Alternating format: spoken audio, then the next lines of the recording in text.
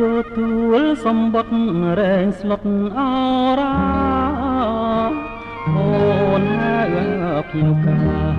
សាងជីវិតថ្មី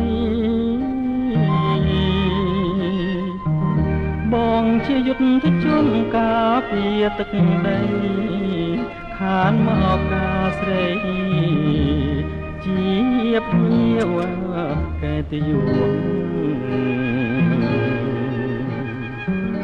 សែនអាឡ័យថ្ងៃ12កក្កដាមេបាញ់ជាការចុចហៅចំជួងបងជាយុទ្ធជនធ្លាប់មានចិត្តស្មងកាត់ក្តីស្រណងខានមកការស្រីអាណិតស្រឡាញ់នៅពេញបេះដូងស្ទើររលែងទ្រូងដោយនឹកអាឡ័យធ្លាប់ហើធ្លាប់សួរជាគ្នារាល់ថ្ងៃមិនគួរនិស្ស័យខានបាច់ការស្លាមងជូនបងពីសមរភូមិទុកដូច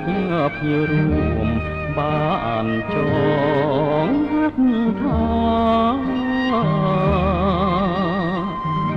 ចាំស្រុកសានត្រានយើងជួបមុខគ្នាបើបានបុតងារចែកបងផង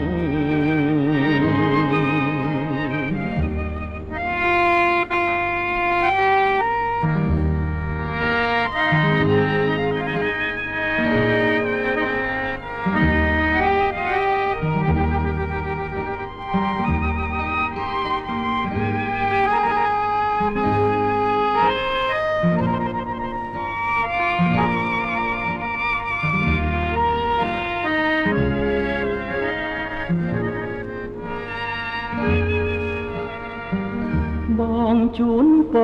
ងពីសមរភូមិទុកដូចភ្ញៀវរួមបានចងថាចាំស្រុកសានត្រានយើងជួបមុខគ្នាបើបានបុតងារចែកបងផង